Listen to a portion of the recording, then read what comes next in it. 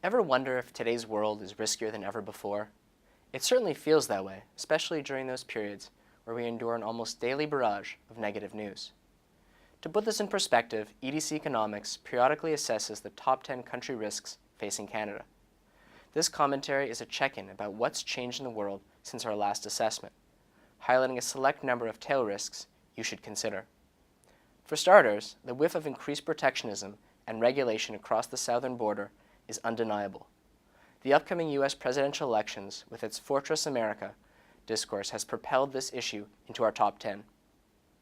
Although our team's latest analysis on elections indicates a high probability that Congress would constrain either candidate from pursuing the most extreme campaign promises on the economy and trade, the U.S. is moving in the overall direction of greater isolationism. For Canadian companies, this will likely entail more aggressive U.S. action against perceived trade imbalances, but stop well short of renegotiating NAFTA. At greater risk is a congressional nod to the Trans-Pacific Partnership, given the election campaign's anti-trade sentiment. The U.S. elections look to have accelerated the populist anti-globalization movement, with issues like income inequality taking center stage. It has also magnified the rise of political risk in the developed world. EU collapse. Over the years, the continent has moved almost without interruption from one crisis to another. Just as growth in this troubled zone finally looked ready to turn a corner, on June 23rd, Britain shocked financial markets by voting to leave the European Union. While the final economic and political fallout will depend on whether it will be a hard or soft Brexit and when, the uncertainty has dented the near-term outlook. This is already having an impact on investor plans and is expected to lower Canadian UK-bound exports by as much as 8% in 2017. The vote has also crystallized continental skepticism toward the supranational institutions created to cement a stronger cross-border ties, evoking greater nationalism. This sentiment may well complicate ratification of multilateral trade deals, such as the Comprehensive Economic and Trade Agreement, CETA. The agreement, if ratified at the Canada-EU summit in October, would significantly increase Canadian exports to the EU.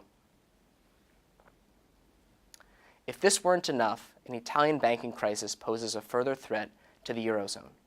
The IMF estimates Italy's bad loan pile at 360 billion euros, about a third of the Eurozone total.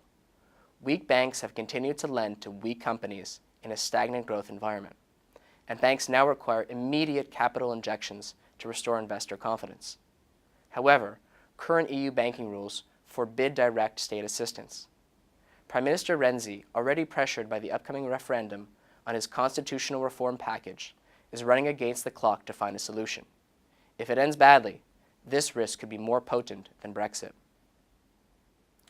The risk of Chinese economic crisis remains one of the highest in our view, even if news coming out of Beijing is less foreboding. The risk remains centered on the Communist Party's difficult quest to balance short-term growth with medium-long-term transformation of the economy. The government's continued use of monetary and fiscal stimulus to buttress growth is also increasing financial sector risk. Given the broad global impact of a Chinese crisis, we'll be keeping a close eye on this one. Rounding out some of our top risks is our long-standing concern of a Japanese debt bomb. It has been evident for some time that Japan's public debt, now north of 250% of GDP, is unsustainable, and a change in market risk perceptions over the medium term would have significant impacts on Japan's large financing needs. As noted in the spring, a financial crisis in Japan would have global implications. With no new and conclusive policy moves expected in the foreseeable future, the likelihood of this risk will continue to grow. The bottom line, in the post-recession period, numerous heightened country risks are the unfortunate norm. Exporters need to understand both the negative impacts of increasingly complex risk events, but also the opportunities they present. The Country Risk Quarterly, the latest issue released today, was created expressly for this purpose. I'm Ian Tobin. Peter will be back next week. Thank you.